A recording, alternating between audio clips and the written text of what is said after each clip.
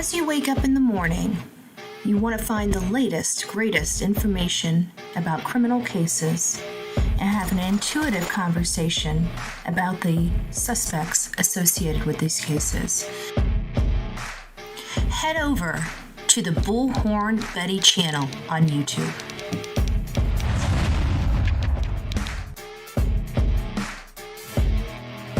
Get breaking news right here on the Bullhorn Betty channel. Welcome to the Bullhorn Betty Coffee Club. Enjoy your stay and enjoy your day.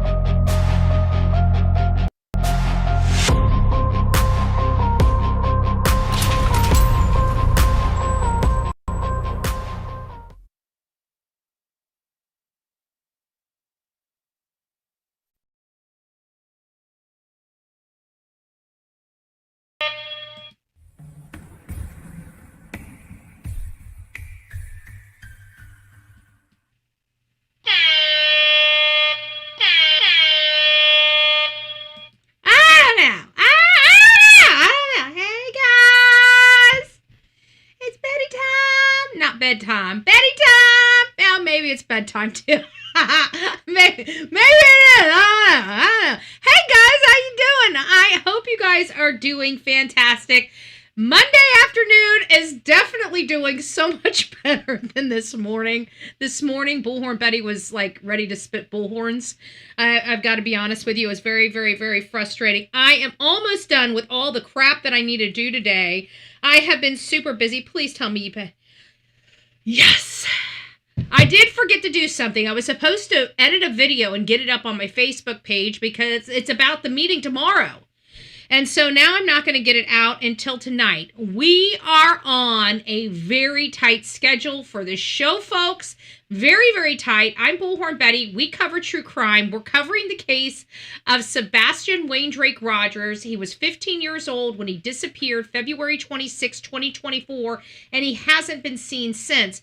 And we have been monitoring this case, and we have been looking squarely at his mother and stepfather as being the participants of why he is not here. His father was at work during the time of his disappearance, virtually clearing him in part, right? I mean, because we can clear him that he physically did not do it, but there's always the nuance, did he hire somebody? And that is where his history, where he came from, how he got there, how long has he been in the area is going to be crucial in this situation, because he wasn't in the area long enough to meet anybody.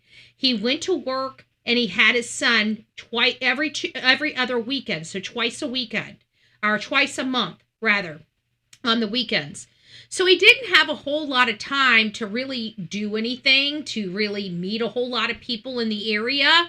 He was new to the area. He had came from California, literally knew nobody except limited amount of people. He thought his son was in good hands. Him and his ex-wife, Katie Proudfoot, had their share of problems, but for the most part, they were comfortable in their co-parenting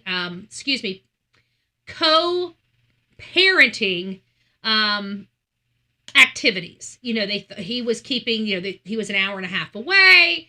You know, they have some space between them, but close enough he can still be in his son's life. He was, they were having some behavioral problems with Sebastian. They had reached out to Seth. They had started working with Seth to maybe get him over to Seth's house to live, so it relieves them. Chris was very concerned about his young daughter being around Sebastian. So there were some clear family issues. To say it mildly, right? There were at least minimal family issues that were causing a great deal of stress in the family. They had an autistic boy.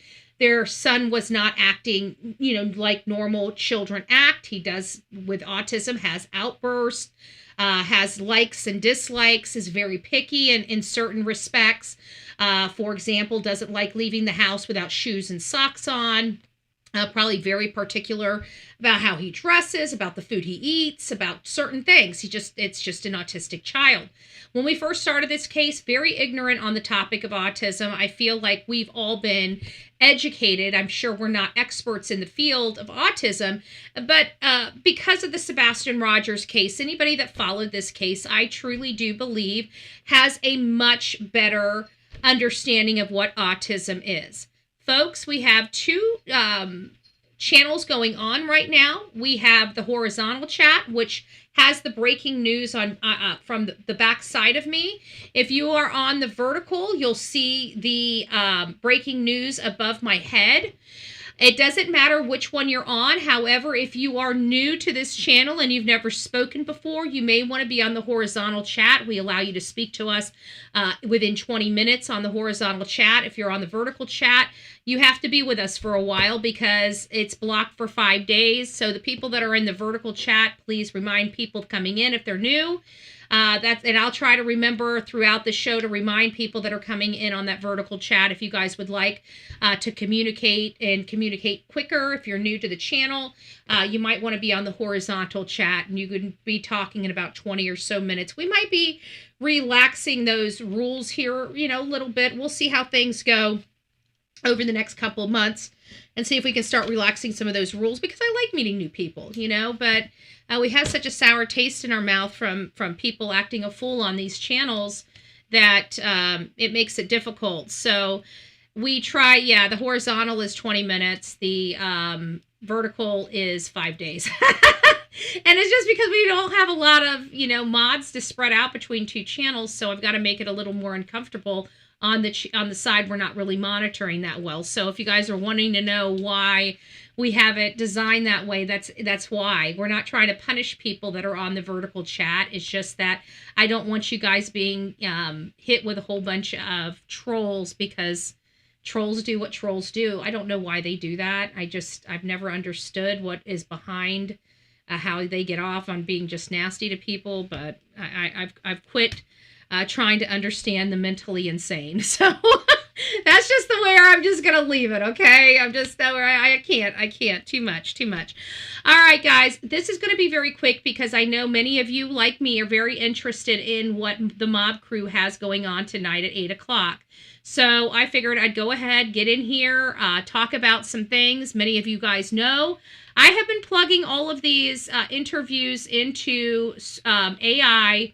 I have it's not ChatGPT, it's not Google, it's not Grok, but it is another AI program that I'm paying for the pro membership for. And it's a little more thorough in this one. It's a little bit different. I didn't really care for ChatGPT. I tried to do this once before, and it just got really confused. So I'm over here, and this one has been working really, really well. I just plugged in, and it really gave us it. I think it hit a home run yesterday. Last night, it hit a home run. I mean, as far as Smiley Stories World interview, well, tonight we've additionally plugged in the Web Sleuth interview. Holy crap! If you guys have not watched the Web Sleuth interview, we might do it. We're going to be going over all of these interviews, but most of you guys have already seen these interviews so many times, you guys can almost speak verbatim what's going to come next. So I just didn't want to, clog the show with a whole bunch of stuff you've already seen. I wanted to have real good, talking points and conversations with each of you about what all this stuff means. And it's really breaking it down just so beautifully when we're talking about it. So I'm just going to stop real quick. I'm going to say hi to the people that are in chat, and then we're going to get right into it. So tonight's going to be a call-in show. And the reason why we're doing a call-in show is because I've been plugging in information into the system. I've been asking it the questions I want to ask. And I thought it'd be very interesting if you guys want to ask the questions as well. And so I didn't want to be stingy. I've got the system all to myself, literally 23 hours a day. So this is going to be your chance to really ask the system. We're plugging it in. As of today, we have 10 interviews plugged into the system as of today. 10 interviews. That is huge, folks. That is huge. Let me make sure I got all these things perfect. I do. I wanted to make sure that we weren't running like 4 channels like I didn't know we were running like 4 channels, but behind the scenes, it gives me a preview. And even though you guys can't hear it, it's just running. And so I always try to pause it. So in the vertical chat, I just want to say hi to all you beautiful people. Sandy, April Rain, it's nice to see you. Sharon, oh, Blue Wolf, it's nice to see you. It's been a while, Love Bug. I hope you're doing well. I hope you're doing well. Who else do we have? Reba, it's nice to see you, Love Bug. Pebbles is over there. Oh, Brown Chicken. How you doing? Mwah, mwah, mwah. I love it when he calls me Dollface. I do. I don't know why. Why do I like it? I don't know. It's just not, it's sweet. It's just nice. I don't know. Shut up. Reba, it's nice to see you, Sharon. It's nice to see you. Tammy, Peggy, Kathy. Hello, love bugs. I hope you're doing well. Okay, now we're going to be over in the horizontal chat. It's nice to see all you guys here. Eeyore, the first in chat. Love it. Melanie, you got to run for your money today. Let them 66. It's nice to see you. Denise, I hope you're doing well this evening. Whispering Winds, big hugs and loves. Vicky, it's nice to see you. Angela, it's nice to see you. Hello. True Crime Junkie, Daffy Dog, Donna, Pat, Oma. Oh, Oma, it's nice to see you, love. Kentucky Life, hey. I hope you're doing well. Who else do we have? The Real Me Too. The Givers and Takers, Daffy Dog, Whispering Winds. I think I said hi. Amber, it's nice to see you, love bug. Tammy, I think I said hi to you. Oh, SJ, it's nice to see you, love. Catherine, hello. Little Orange Man. Oh, JH, aloha. Dreaming of blue skies and sandy beaches. I feel like I said hi to you, but I'm not sure. Diana, it's nice to see you. Hello. Big shout out. I forgot to say, Mama 9.5. Thanks for dinner last night. I appreciate it. It was delish. I forgot to say it because I forgot because this morning was just freaking nuts. Unicorn, it's nice to see you today. Today was one of those days where you guys almost see me break the computer in real time. I'm just joking. But I was ready to hit my head against a hard surface, and that's no lie. Joyful, it's nice to see you. Lisa B. Always. Frank, it's nice to see you. Pebbles, hey. I think we got, we didn't. Talk to Angels. I see some, I went down too far. Talk to Angels. Deanna, did I miss anybody? Diverse, it's nice to see you. Jackie, I see you. Angela, I think I said hi. PK, Picknib. Hopefully I said that right. Emma, I did miss a few people. I think I got you all. If I didn't, I'll catch you guys. I'll catch you guys on the flip side. Oh, thank you, James. James is up in the chat. It's nice to see you. Thank you for the owls. It's nice to see you. Thank you. All right, guys. So we're gonna be trying to get this done as quickly as possible, but we're not gonna rush it. The reason why is because I know that the mob crew is coming up, and it looks like he's got a very interesting show. I won't lie. And so I'm kind of running out of time today. I needed to stick this in if we were going to do this live show. This is where I could stick you in, and I'm still behind schedule because I still have an entire video I have to edit for Facebook because I've got a meeting tomorrow, and the people in Manatee County need to know what's going on tomorrow at tomorrow's meeting. So I've got almost a 20-minute video, which is going to take me another 2 hours tonight to edit just to get up on Facebook. So I'm already running out of time, but that's okay. Please don't forget, tomorrow morning, 6 a.m., folks, 6 a.m., 2-hour live, 6 a.m. tomorrow morning. I'm going to roll through as much as I can in that 2 hours to get you guys up to snuff and on your way to work. If you're not up that early, that's fine. If you're on the replay crew, I'm pretty sure there's going to be a lot of people on the replay crew with you because it's so ridiculously early. I mean, I'm going to be getting up at 4 a.m. So in California, it's like 1 a.m. when I'm waking up. Okay. Oh, hey, Serenity. It's nice to see you, love bug. Talk to Angel. Sharon, it's nice to see you. I hope you're doing well. I hope you're doing well, guys. All right, so let's go ahead and get started. We're talking about the Sebastian case. I kind of gave you guys an update on where we are. We all know that you guys have a position that he either made it home or he didn't make it home. But I think we all have a consensus that his mom and stepdad are involved somehow. Whether he made it home or not. So we'll just use that as kind of the platform and where we can unite.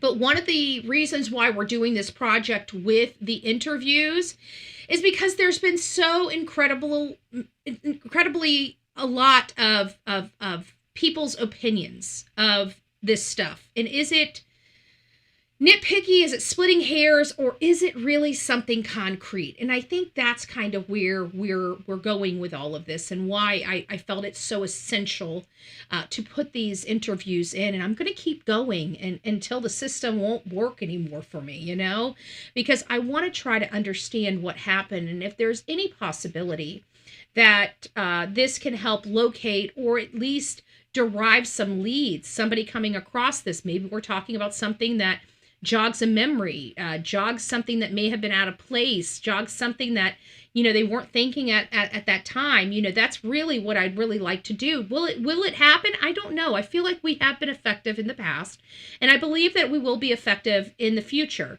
How effective are we on this case? This case has cost this channel a lot. It cost me my freedom as well. It cost us a lot of money, cost us a lot of time. It cost us a lot of anxiety.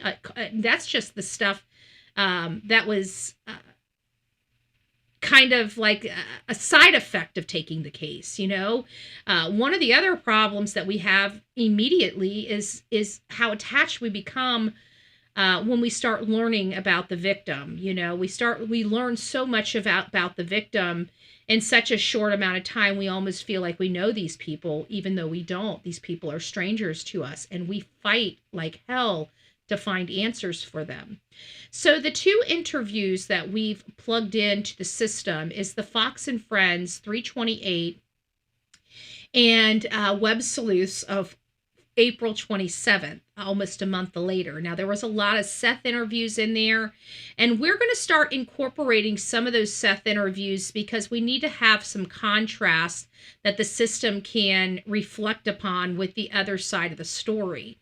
So what I did find out before we open up the phone lines is the Fox and Friends of 328 is a safe, soft rehash. Katie is solo, she's controlled, and it's mainstream media.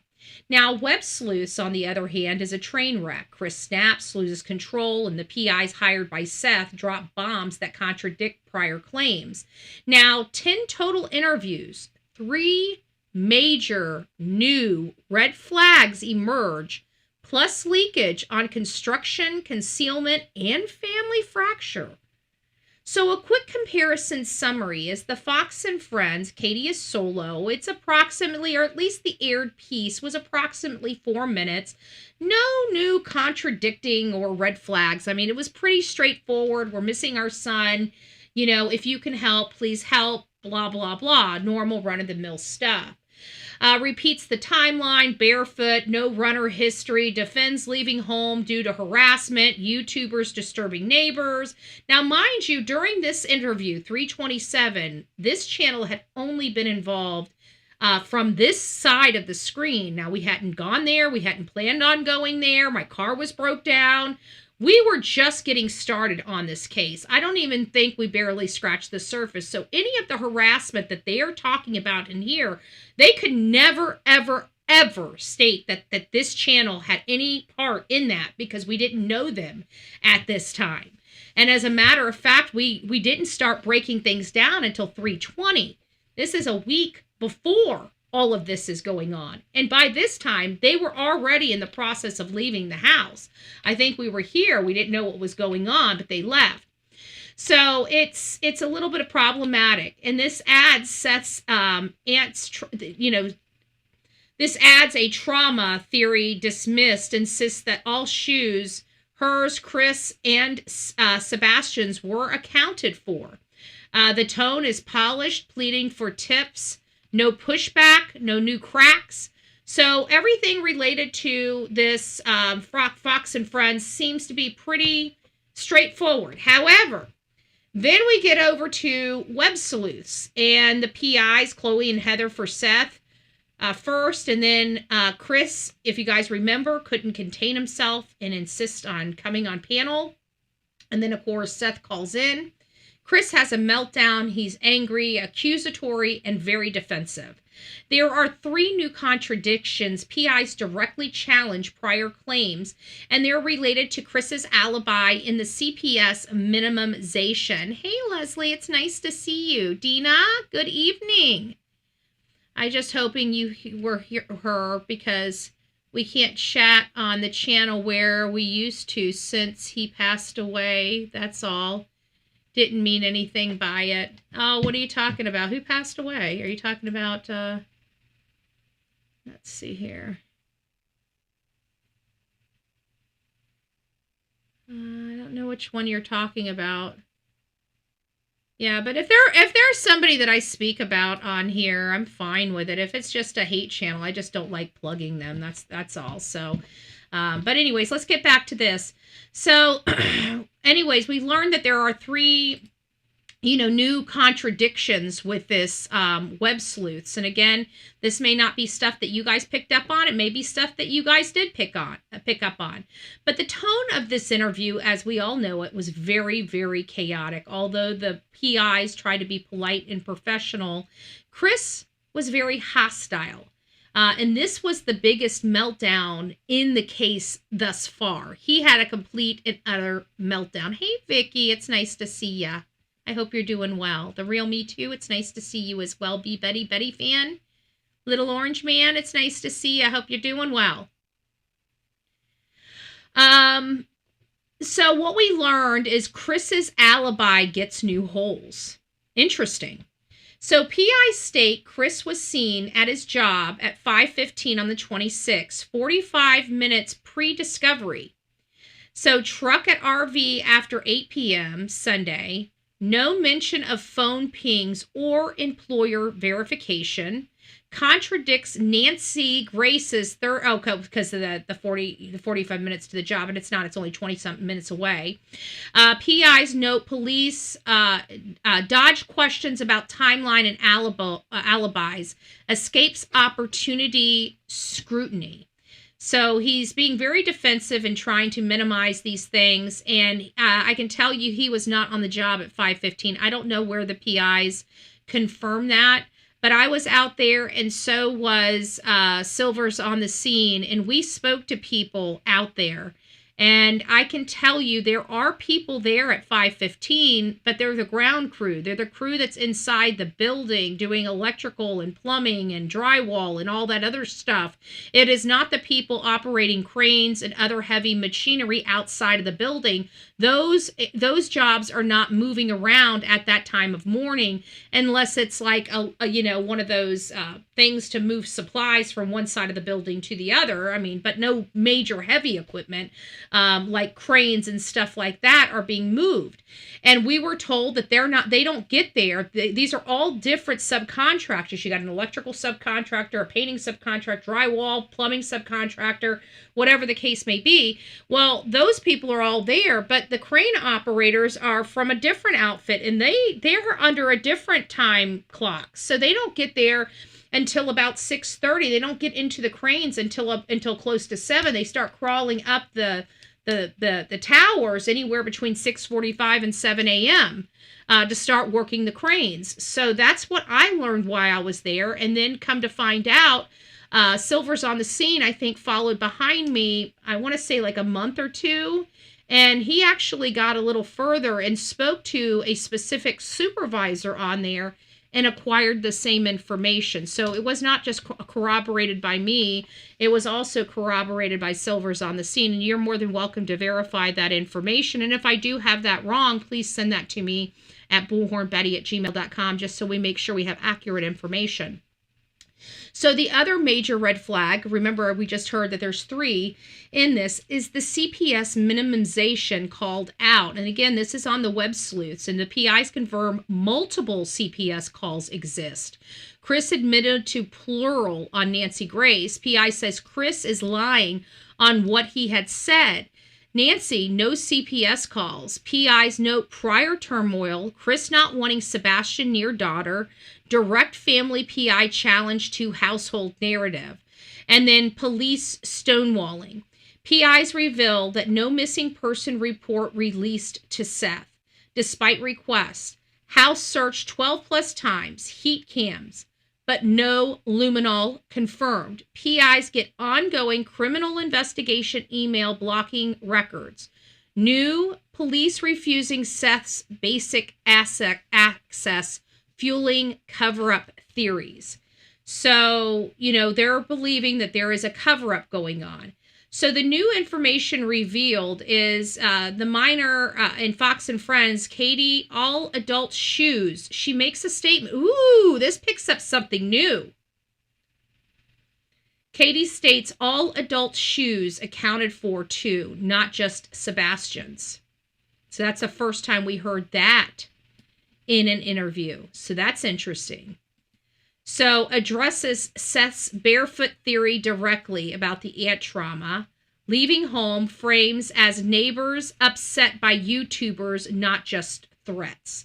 Major ads is through the web sleuths, and that's the Texas Roadhouse Sunday night confirmed the last public sighting, not BJ's or the bowling alley. PIs mapped Ring doorbell cameras from dispatch logs. 11 minutes of chaos, many cameras, but police say no Sebastian footage. Chris approached Seth at the vigil to reconcile. Seth denies wanting unity initially. Seth's petition for FBI takeover. PIs bring a QCU search, which is ATV drone diver type of search. And vetted sources claim Chris planned to leave Katie pre-disappearance. Not new, but now on the record. Ooh. It is officially on the record that the sources claim Chris planned to leave Katie. That was a big one for us, folks. That one was a huge one for us, folks, because I kept saying, Katie was under a lot of pressure. And I think she snapped. And look at this. Finally, on the record, we have it on the record, and it's through web sleuths, that he planned on leaving Katie. He planned on leaving Katie. They were not doing well, like I said. I heard that they were already talking about dividing assets. And he was basically going to give her the house and basically told her, you're never going to be able to afford this on your own.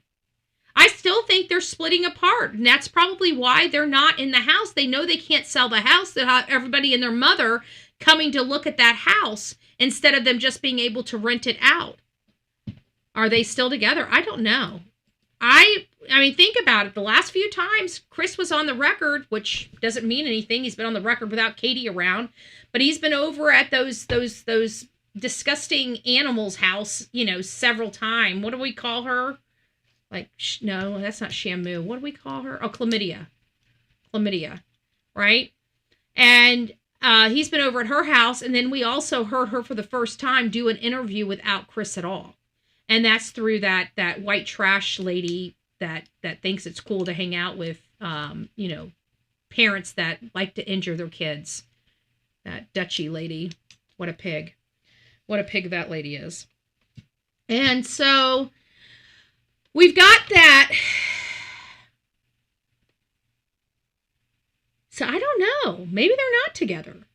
We haven't seen them together at all. Like we don't see them out together. We don't see, once upon a time, people were dropping, photos of them being out together here or there or everywhere. And I haven't seen or heard that. Now, I haven't been on Facebook in a while specifically searching for that or anything, but I haven't seen it. And most people, if they catch something on social media, send, emails it to me just to show me. And I haven't seen anything in my email either. So who knows? They might not be together. They might be fully separated, and that might be why they're renting out the houses, because neither Chris nor Katie can afford the payments or want the full toll of the house. Maybe they got it rented out and are just getting the, mortgage covered at this point. I don't know. Like I told you, I felt bankruptcy in their future before we even knew whether Sebastian was going to be coming home or not, And that was, I think, pre-arrest as well. And I remember a Gaping Lake was like, "Did you hear her? Did you hear what she said?" Betty at night posted the house went up for sale yesterday, but the post is now down. Well, maybe it didn't go up for sale. Ah, interesting. Somebody might be trolling at night. Who knows? Who knows? But I thought that was interesting, is that that we have vetted sources that claim Chris planned to leave Katie. PI's low on runaway groomed theory, high on house construction site focus. Interesting. So I also asked it if there was leakage across the 10 interviews. So it seems like we might have some leakage. How extent? Oh, it looks like there might be some leakage in like 3 main areas, and it's the concrete. Oh, thank you, Blue Wolf. Thank you, because I'm a love machine. Ow! Welcome to this crazy family we call the Coffee Club, i.e. the insane asylum.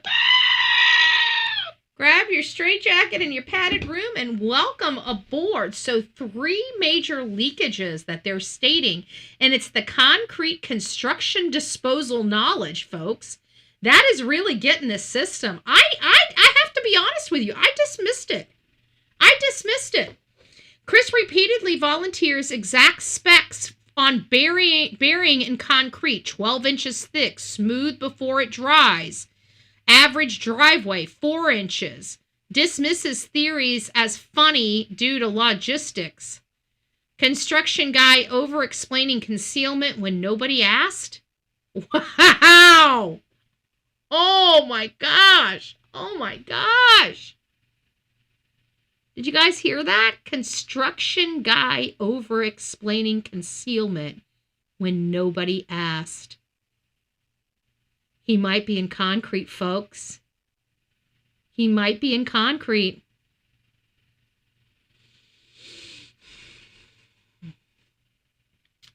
Overconfident police clearance language. We know that it's had a problem with that.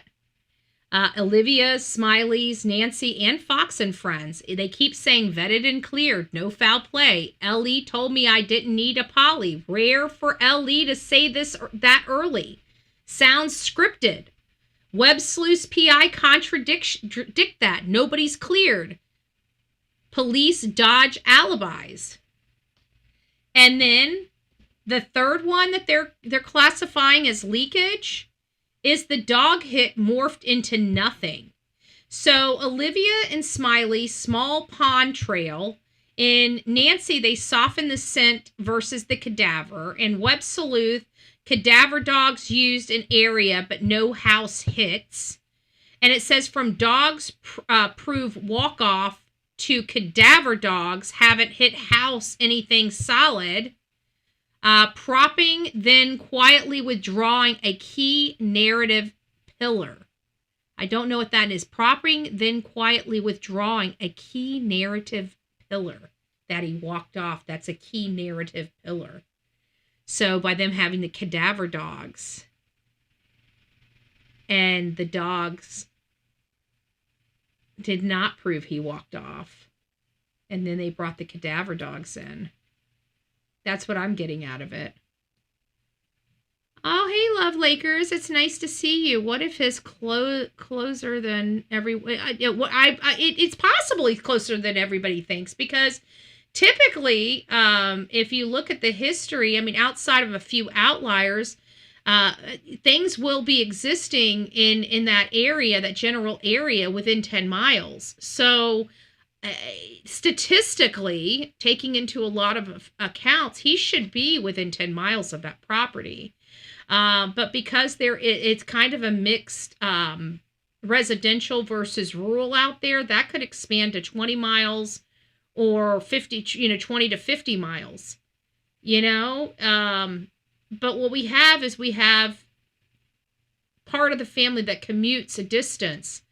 So it really could be within that 3.5 hour drive. And that's the problem I have, is that Christopher Proudfoot disappeared. And it doesn't matter when he disappeared. It doesn't matter if it was at the beginning of this case or even, around the 14th of March. It doesn't matter.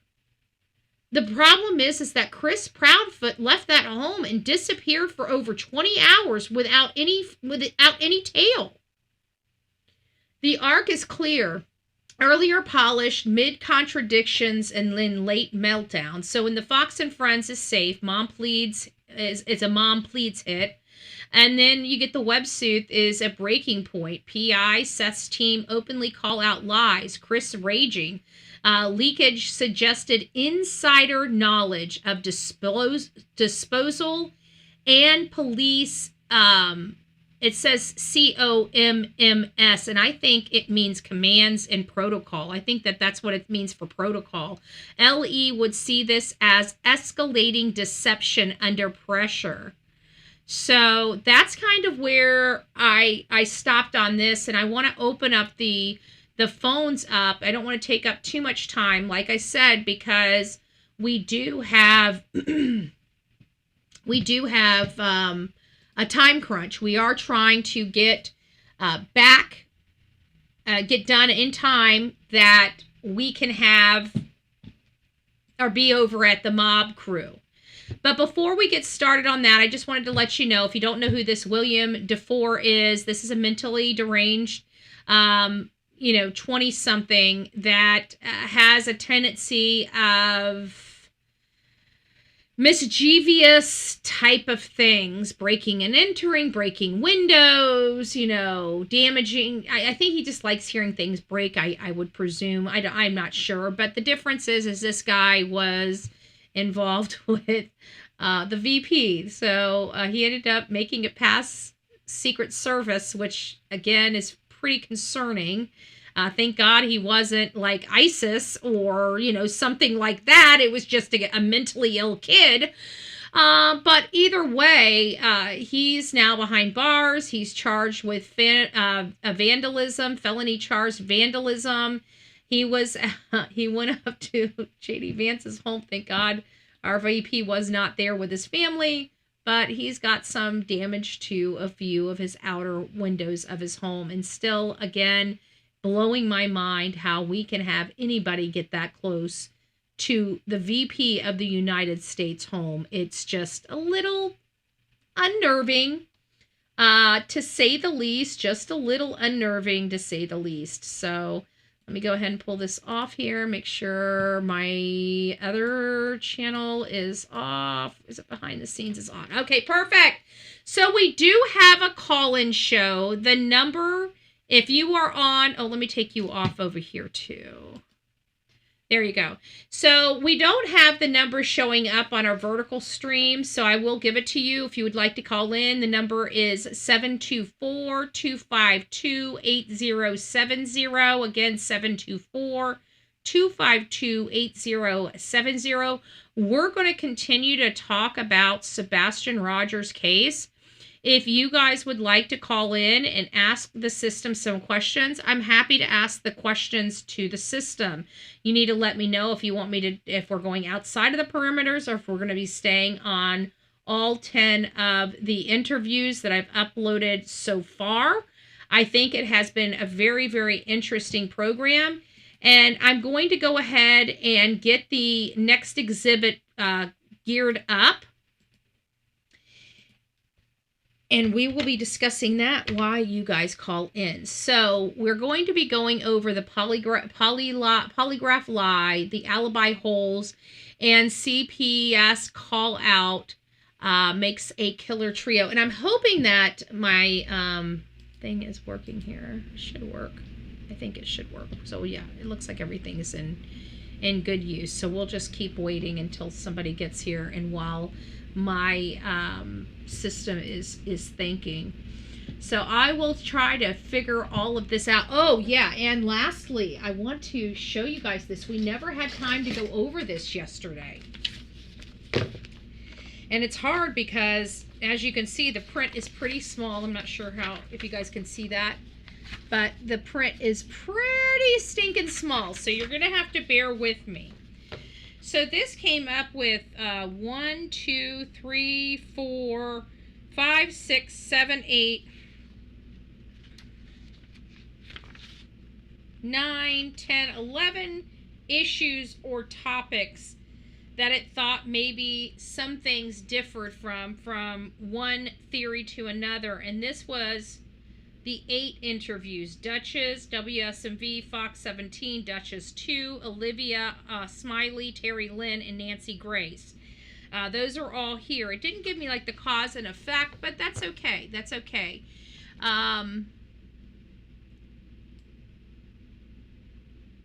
So what is this? A killer trio script?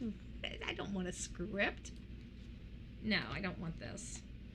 So where would Sebastian be found if Chris is talking construction and or concrete? And it gives us, oh, wait a minute. And it gives us, think about it. It gives us another, we haven't gotten there yet. Remember the bulldozer comment? The bulldozer comment, folks? Do you guys remember that? Oh, I wonder if this means more. Oh, thank you. This is the first time seeing this. Thank you. AI program to compare and contrast the private statements. Yeah. That's exactly what we're doing. And I got to tell you, I love it. I really do love it. I mean, it's just, it's easy to understand. It cuts the time in literally half of what it would take to go through all of this.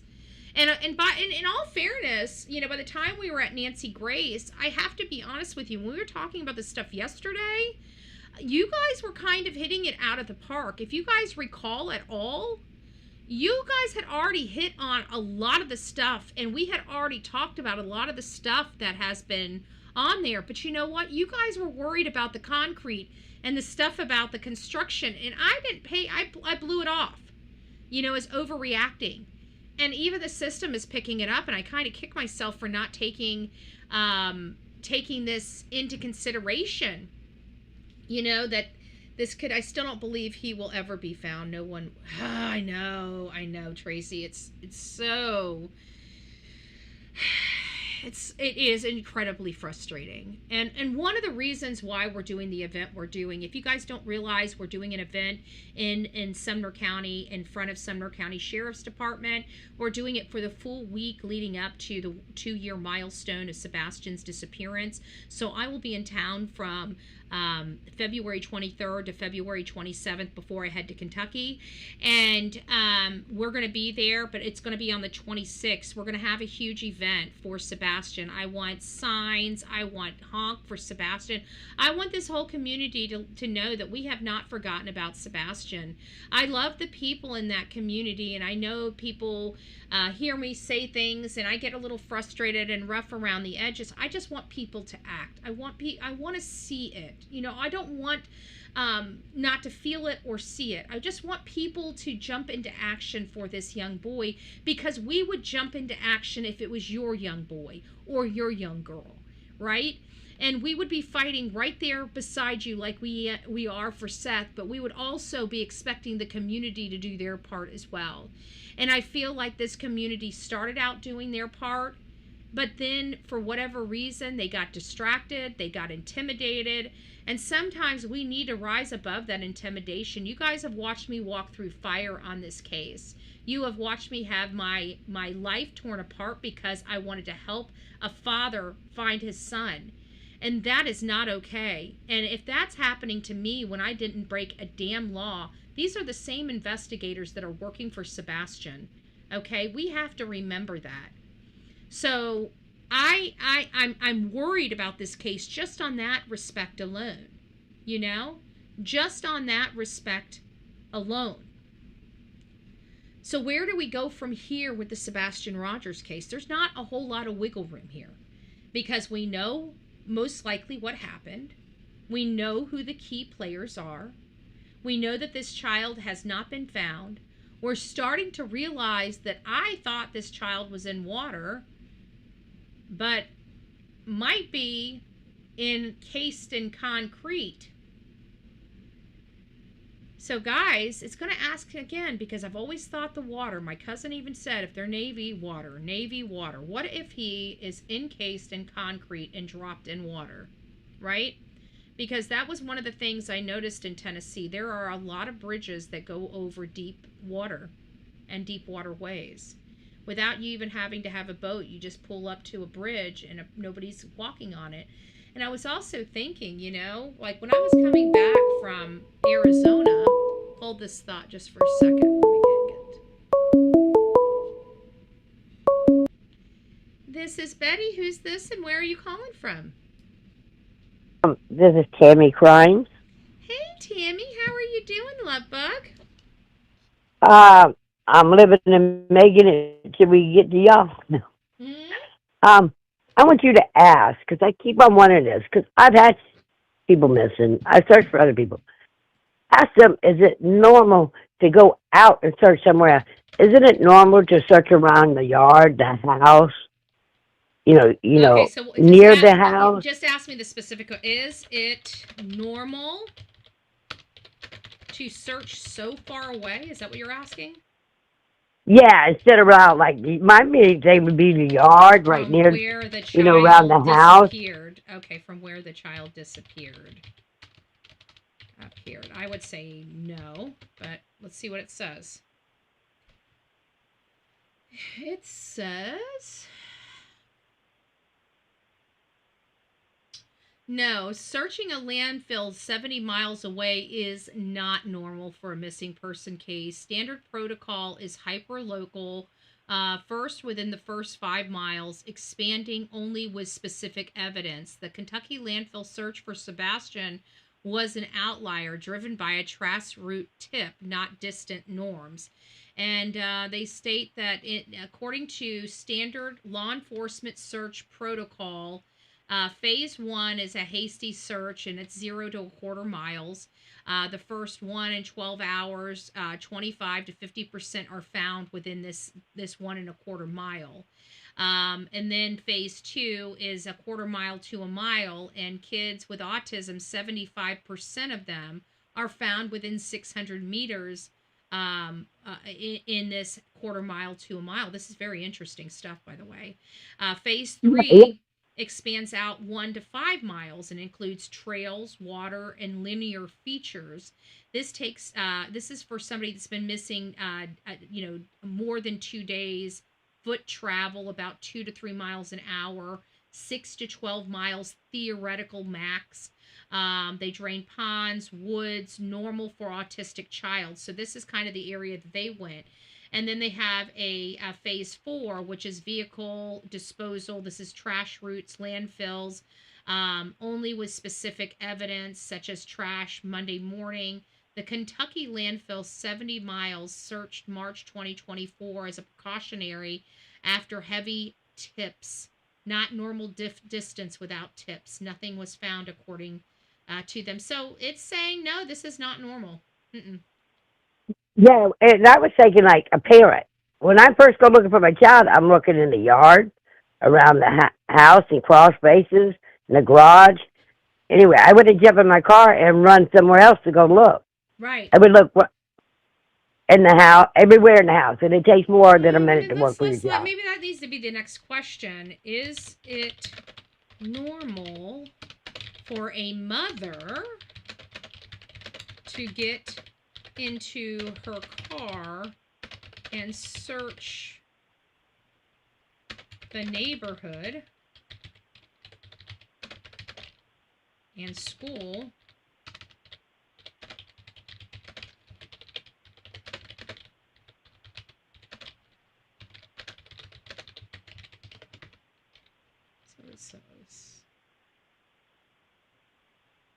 So I wrote, is it normal for a mother to get into her car and search the neighborhood and school before calling police 30 minutes later? And it says, no, it's not normal for a parents to drive around searching the neighborhood and school parking lot before calling police, especially with a 15-year-old autistic child missing. Protocol demands 911 immediately after a quick 2 to 5 minute house yard search. No extended solo vehicle searches. Katie's 20 to 30 minute solo drive before the 911 call is a massive red flag. So they say, thank you, because that's really been bothering me. And I'm like, I wouldn't. I'd be searching. Yeah, it's saying it's a massive red flag, and it's saying NCMEC, which is the National Center for Missing and Exploited Children, their standard protocol is immediate check at the house and yard scan, bedroom, bathroom, common hideaways, calling the name, maybe 2 to 5 minutes. Katie took a second walk through the house 3 minutes before calling Chris. Normal and so normal so far. But called 911, reported immediately to LE. No waiting period for children to enter NCIC. It says within 5 to 10 minutes of discovery is when, they would be calling 911. Red flags is Katie called Chris first, then drives the neighborhood in high school, waits 20 to 30 minutes before they call 911 around 6:33. And coordinate with law enforcement. Law enforcement takes reports, assigns case, coordinates neighborhood canvasses. Parents stay put. And Chris and Katie's three-way call to SCSO, not 911. Ellie arrived after drive, abnormal delay. So they're saying all of this is abnormal, and it gives a little bit more information here. This is what it says. It says why Katie's actions are abnormal. Risk. Solo searches contaminates scenes, destroys evidence, tire tracks, footprints, misses LE coordination. Child could be hurt nearby. Child factors, autistic teen, either nonverbal tendencies, no shoes, phone, immediate danger, call 911 immediately, no delays according to the National Center for Missing and Exploited Children. Stats say 93% of kids found within the first 3 hours if reported fast. So delays equal lower odds. Sebastian specific as he was discovered missing at 6 a.m. Drives neighborhood high school lot. 911 SCSO at 6:33, which is 20 to 30 minutes after the child is missing. PI's note dispatch chaos starts at 6:30. LE View parents delay 911 to search top deception indicator. That this search is one of the most top. So that is interesting. According to this program, folks, understand what it's saying. This program is saying that the top deception indicator is when parents go to search. Contaminates. Well, I thank you so much for that answer because it's really been bothering me. Yes. And that is a good program. And I won't take much of your time, but I just want to say I love you, Betty. I love your group. Aw. And I was so glad to hear your voice. That was a great question, Tammy. I mean, that really was a great question. And that's where this program works. And it was able to search all of those interviews. It didn't really have to go out to outside sources. So very, very good. All right, Tammy. Well, somebody else is calling in, so let me grab that. Yeah, Thanks, that's babe. why I wanted to hurry up. And I just wanted to thank you. Thank you very much. All right, love. Bye-bye. Bye.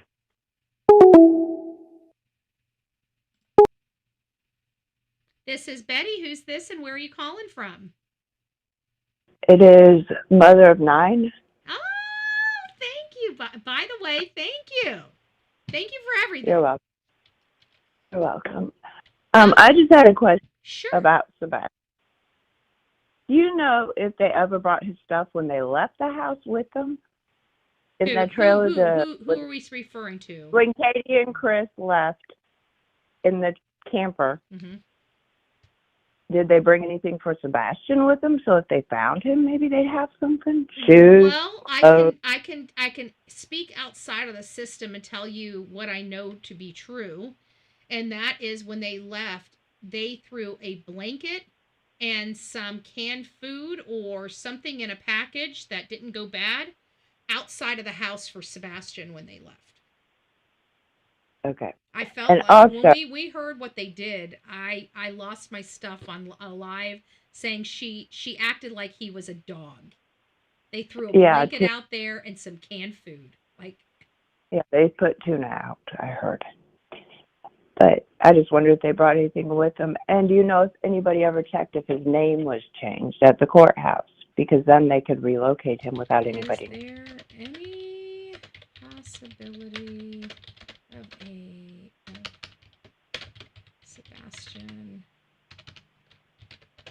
having a name change? Let's see what it says. It's thinking. That's an interesting question.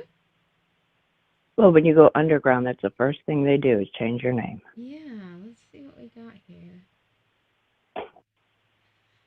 Extremely unlikely for Sebastian to have a legal name change. Nearly zero possibility given his minor status. Amber Alert, FBI involvement in custody complication. No evidence or credible theories support it. FBI September 2025 update debunks fringe ideas without mentioning name change. So Okay. yeah, so I don't think, but it does say why a name change is almost impossible. They say is because of his status. Was 15 and now 17, requires, court approval. I mean, it's not just you'd have to go to court and have Right. Yeah. So I don't think that's going to be a possibility. Okay. Thank you. You're welcome, and thank you for everything. Hugs and kisses, love. Okay, I will when I see him. Thank you. Okay, and do you have any other questions before you go? I can plug in if you have any. No, let somebody else. All right, love. I'll talk to you soon. Thank you. Uh-huh, Bye-bye. bye-bye. Aw.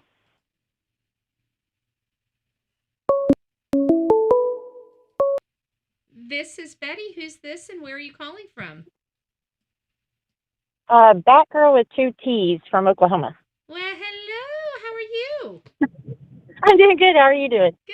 Good. What questions do you have? I am wondering about the friend Lori. I don't know why, but that is just like something that I feel like is not been. They kind of steer away from that. Mm-hmm. And like, when was she there? When was she not there? Like, like when they're given their statements, there's no mention of her ever. Like, when was that? Do you know? I don't No. Let's see. Close to...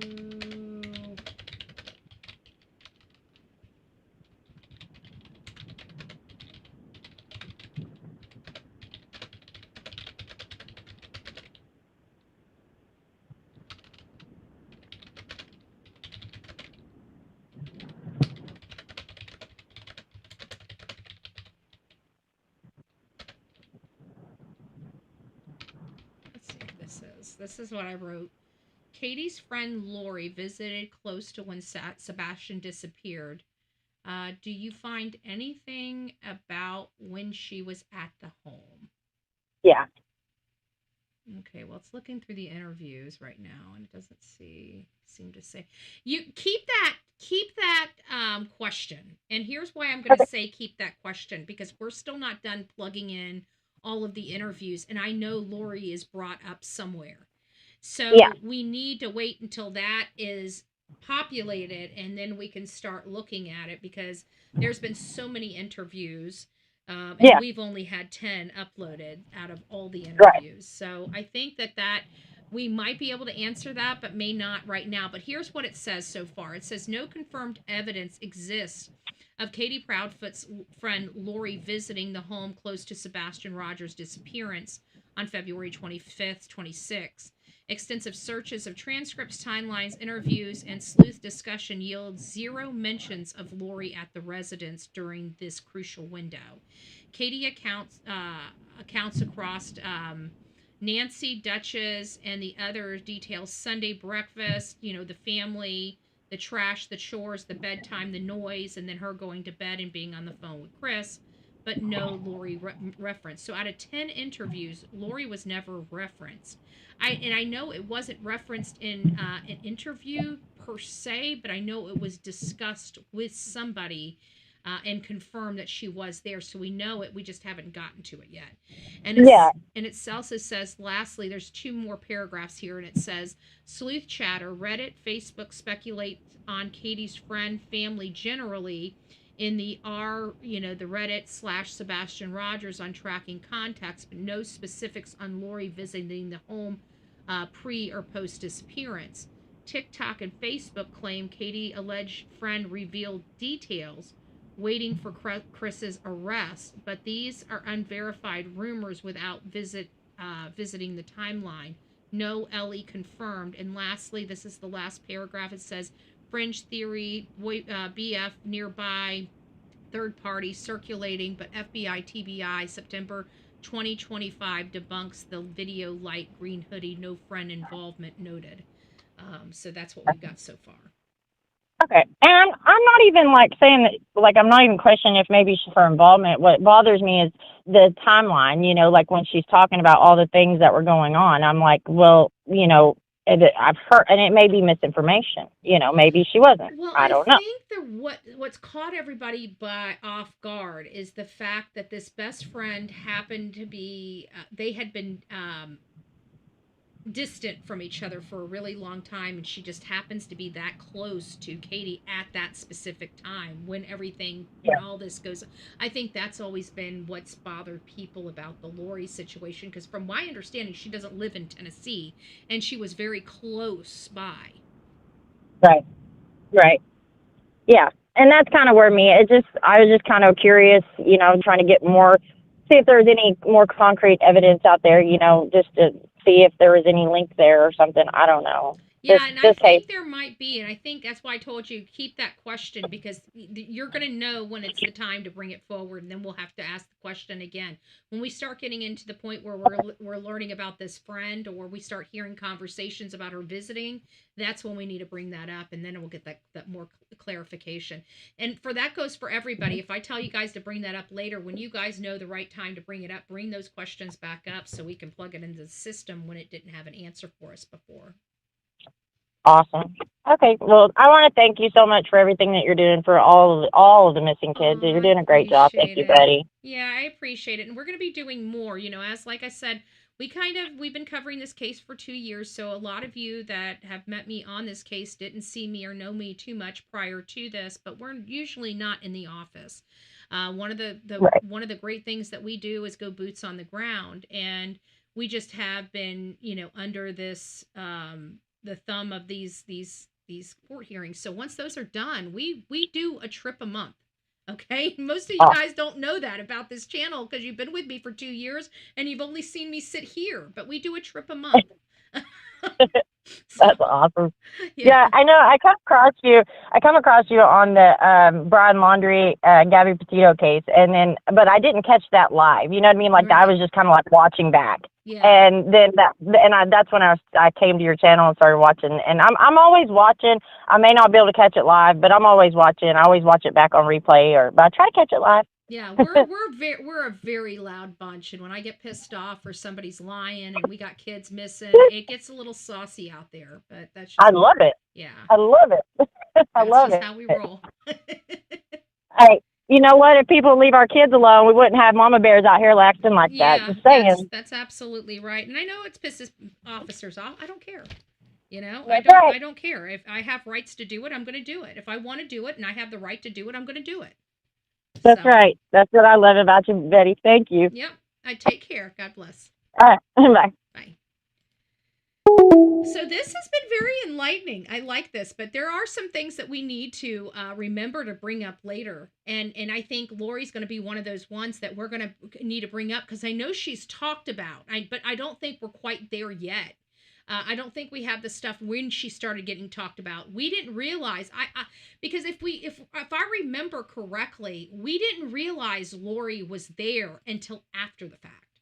So even all the people that were boots on the ground and stuff like that, if I recall correctly, the revelation of Lori being there. Oh, wait a minute. Lori gave an interview. I think that's when we realized that Lori was there. We need to find that Lori interview. If anybody knows where that was.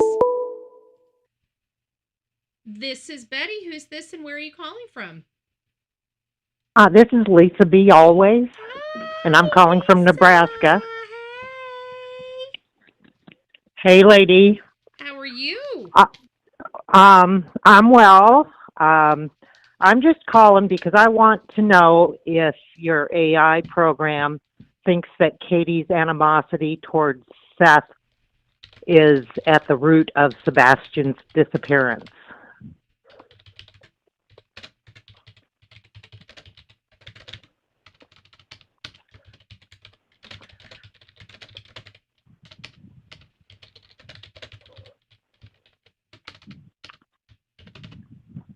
Let's see.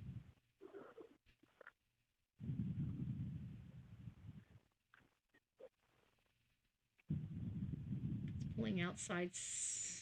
It says, no, Katie Proudfoot's animosity toward ex-husband Seth is not the root of Sebastian's disappearance. Public friction exists, but LE FBI September 20 clears all. I don't think it clears all parents of foul play.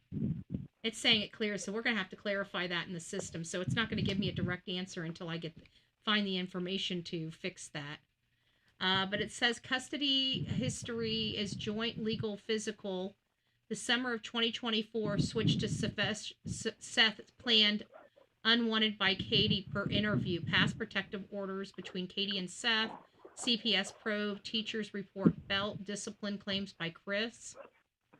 So documented friction, but it's not specifically. I don't think it has enough information to say whether the friction between Katie and Seth is. I can tell you Seth has personally told me that he knows Katie hates him.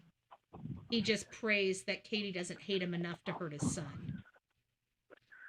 Well, I think we all know the answer to that because no father asks for proof of life when they don't believe their ex-wife is not capable of hurting their child. No, that's true. That is true. But I think anybody. Well, he didn't ask for that proof of life until, if I recall, a week later after everything. I think then he was starting to think, what if? Because at this point there were so many people saying something ain't right with the mom and stepdad. But I don't think he asked for that right away, if I recall correctly. But I could be wrong because it's been so long ago. I can't remember. Maybe we should go back. Let me write that down. So, when was proof of life requested? Understood. Okay. And what other questions do you have that I might be able to actually get answered? Because that's going to be I guess what is the likelihood that Kathy Bowersox was at Warsham's the morning of the 26th? okay. What is the likelihood?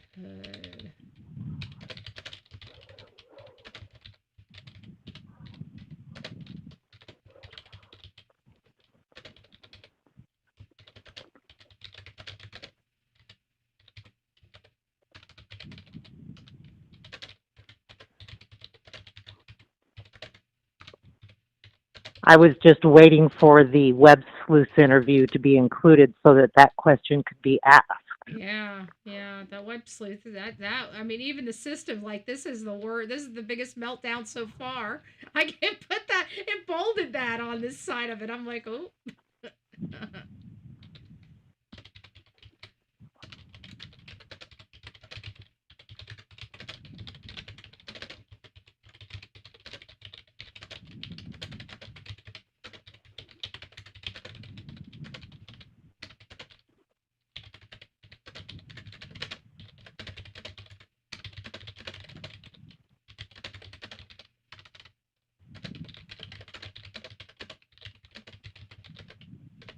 Okay, let's see if I got the parameters set.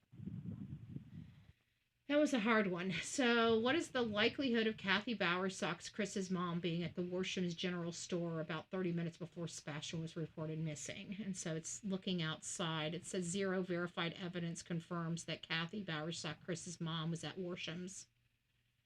So it hasn't gotten that part yet. I don't think that has been brought up. We have to plug in some information for that. And I don't even know if that's on an interview. Well, I believe it was on the web sleuth interview because it was something where one of the PIs was saying, I've had people come to me. Yeah. And it was between Chris and Seth, and Chris was saying, you know where my parents were the night, on Sunday night. Let's see what this says. Kathy Bowersox statements on Warsham's General Store. Let me see if it's in here.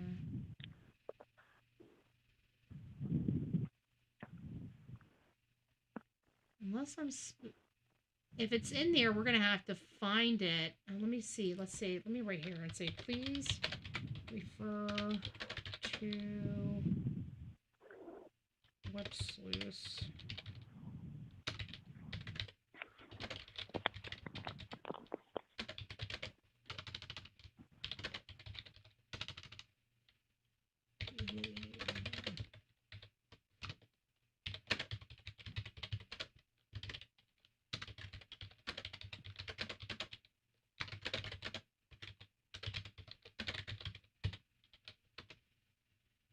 Let's see. It said, please refer to the web sleuth's interview. I believe PI addressed Kathy being at the general store. No verified sleuth on the PI that Kathy was at the Worsham store. So we're probably going to have to go find that. I'll have to do a search on the transcript potentially to see if I can find that or some type of reference so I can get it to them. It says pre-report store. So we do have a pre-report store presence, but it's saying that it was found on YouTube and it's addressing it 15 minutes before, and it says it's just a rumor. There's no camera or LE proof of that. Kathy's denied it. Alleged Facebook response says no. Unverified screenshot. So it is picking up some screenshots. And it says at 10:30 a.m. house arrival. Kathy's statement per sleuths. Consistent with vacation and LE cleared. I'm not sure what that means, but I think that was referring to the first time that they left to go on the trip to Alaska, potentially. Got it. Yeah. So it's just a little too much information needed. Yeah, I don't think it's gotten to that spot where it has a solid or definitive answer yet. So you might want to hold that question write it down somewhere, and we'll plug in some more interviews, and we'll try to plug that question in again at a later date and see if we can get any pay dirt on that. Just like the Lori thing, it might just be too soon because I've only got 10 of the interviews involved or entered in. Well, and maybe some of the interviews that Seth did, because they have Oh, you information. know what? That might very well be what it is. You're right, Lisa B. Always. I forgot about that, but I have not put in any of Seth's interviews, and you're right, that might clarify some of these things. So maybe I'll work on that one too. And started putting some of Seth's interviews in as well. Yeah, I'm just thinking there's a lot of information in those things that Katie said or things that Chris said. And we need, like, what if we this need goes Seth. south? Yeah, and we need Seth's stuff too, because that counters some of the stuff they're saying, and the system will pick that up and contrast it. Right. So, yeah, So I'll start that's working on kind that. of what I was thinking, that we need to get to the bottom of this, and if AI is going to help, let's Yeah. use it. Yeah, so upload Seth's interviews. Okay, well then I will try over the next, well, it's not going to be tomorrow because tomorrow's going to be rough on me. Because I'm gonna be up at like 4 o'clock. I'm gonna be up at 3 o'clock in the morning, starting my live at 6 o'clock in the morning, and I've got to be out of here by 8 o'clock in the morning, and I'm gonna be in the county all day tomorrow. So we get one live tomorrow, and that's it. If I feel like it, I might do one when I get back, but it depends on how burnt out I am. Okay. Well, I appreciate your help. Thank you very much. Lisa. Well, hopefully we'll just keep those written down. We'll get to them. I bet you anything. We're going to get some pay dirt. We may just be a little premature, but we're going to get some pay dirt. I feel it. Okay. All right, love. Talk to you soon. Okay. Bye-bye.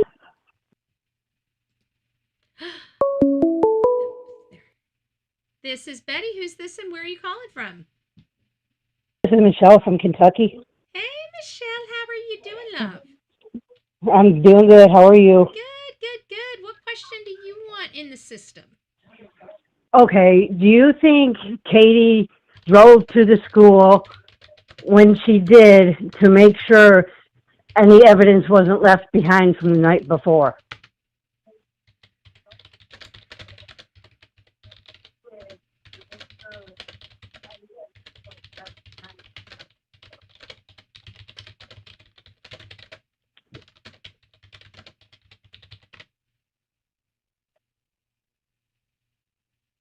Analyzing evidence and timelines. Give me just a second. It's pulling outside sources, so it's not just picking the stuff up from the interviews. So let's see what it's got here. Okay.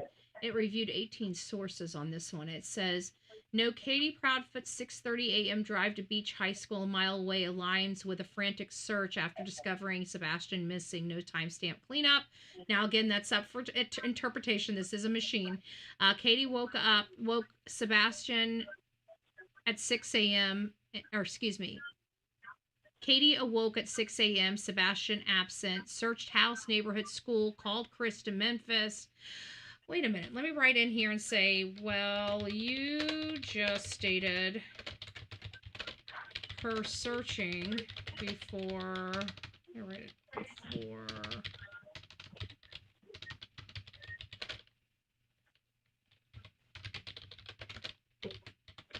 Because it was only like a 10-minute search, so I was thinking maybe she just wanted to make sure everything was cleaned up and not left behind evidence-wise, and then went straight back home when you said the police were on the way. Yeah.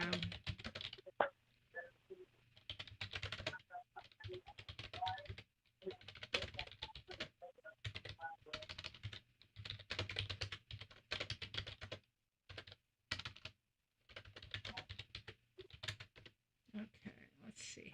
Oh my gosh, they even got that unscrupulous PI. I just looked up and his name's in my print. So let's read. Let's go ahead and read.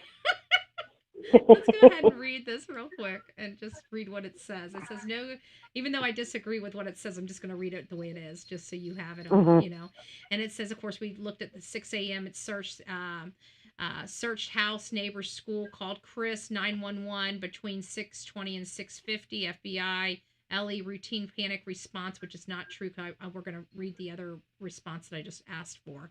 Evidence, wipe theory. Reddit claims 30-minute drive hides prior night trace. The thud at 10 p.m. No proof, contradicts locked doors, and no shoes missing. PI video from the unscrupulous PI. The Proudfoots hired IDs a 1217 figure, but we learned that that was not Sebastian. So it says LE facts. Okay, I don't like that. And it says no. I said, well, you just stated her search before calling law enforcement was a red flag, so not now it goes to her being frantic. Those two things could not exist. No prior statement labeled Katie pre-911 search as a red flag prior to analysis noting the timeline variances as potential scrutiny points, not disqualifiers. Frantic parents often search first. Ellie standard, verify, runaway common in autistic, but both coexist without contradiction. A search norm is Katie's 3 to 6 minute house neighborhood home check, which she didn't do that in 6 minutes. That went further out. So we'll have to, it still seems like it needs a little more information, but I'm not going to plug anything in unless it comes from verifiable sources. So that's my only point. Right. I mean, because she had her windows up, so you know she wasn't yelling for them. I agree. So what else? Why else would you be at the school? What, you know, are you checking from the night before to make sure everything's smooth and go and then go home, or what are you doing? But you know what? When we talked to At Night Creative Intelligence, they said that she was like a NASCAR driver through there. So my question is how can you be thoroughly searching for your child if you're driving like a bat out of hell? It doesn't seem realistic. So she was obviously trying to get somewhere very quickly, in my opinion. Right. But again, that's just the system's not agreeing because we don't have enough parameters in here. And it did look at outside sources, so it's not just that. I think Lisa B always might have hit the nail on the head. I probably need to plug in some of Seth's interviews to contrast some of the stuff that's being stated. All right, sounds good. I just wanted to see what it would throw out, but that's kind of like what I had a feeling, you know, that she was just over there scoping, making sure everything was, no evidence was left behind before she went home. Well, we have to remember, this is the way I'm kind of looking at it. If for any reason, now I don't like, because I just don't trust the law enforcement in this area, and they caused this distrust in all of us, right? They are the reason for it. So there's no one to blame here but them. But if they are being truthful and those lights are nothing burgers, then we have to look at what was the only opportunity for Sebastian to be removed from the house. And if we were to look, obviously, if those lights videos end up being people, then that's when he was removed. But if they are insignificant and truly aren't people moving in a yard, then the only other person that left that morning out of the house was Katie Proudfoot when she was driving like a NASCAR driver.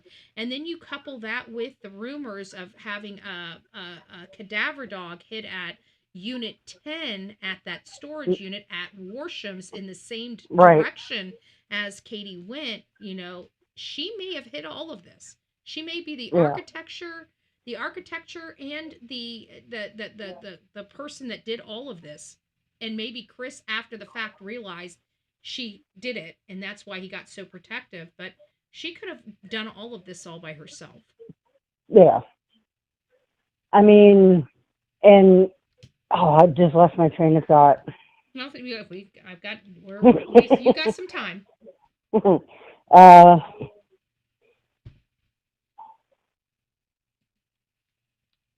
do they think it's other people since Chris is claiming he was out of town? Okay, so what would... I mean, like, would it be other family members maybe, or... Okay, let me see. Could it be other family members?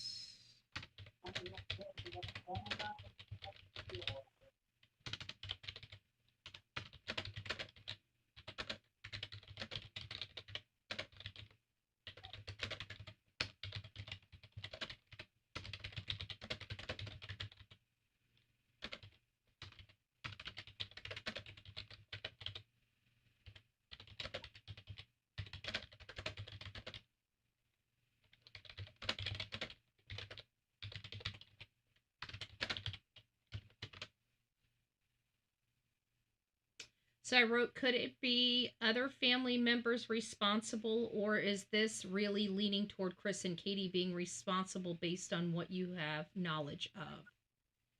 And it says, no credible evidence implies any family, LEFBI, other relatives, like the Bauer Sox unmentioned officially, sleuth theories split, Proudfoot 67% focusing on the Bauer Sox and Seth Fringe. Unresolved case favors wandering stranger abduction over family staging. And that was opposite of what it said yesterday. So Yeah. it's interesting. Katie, that's why I don't like it going to outside sources. So I might have to plug all this stuff back in and see what it says afterwards. And I'm not saying please review all 10, but it's been picking up all 10. Right. It says Chris and Katie Proudfoot timeline shifts, defensive DCS pass.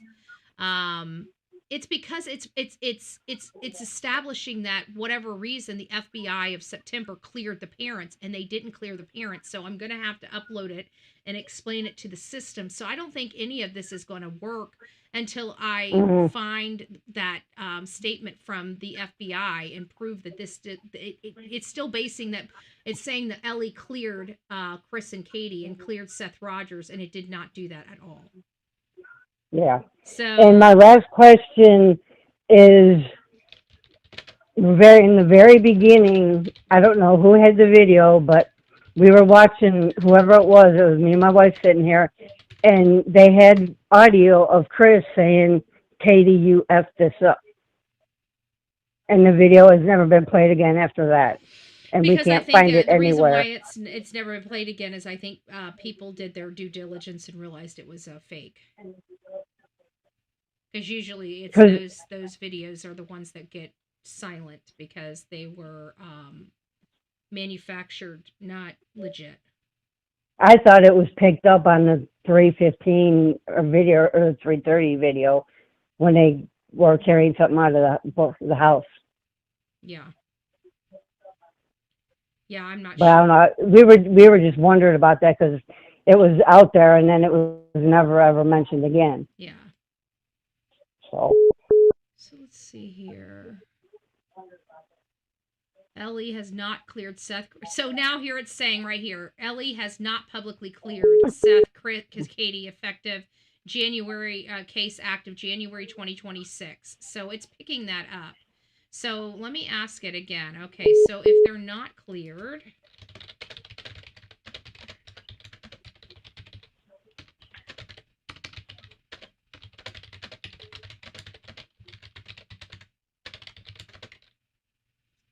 So if they're not clear, does that change the statement about whether Chris and Katie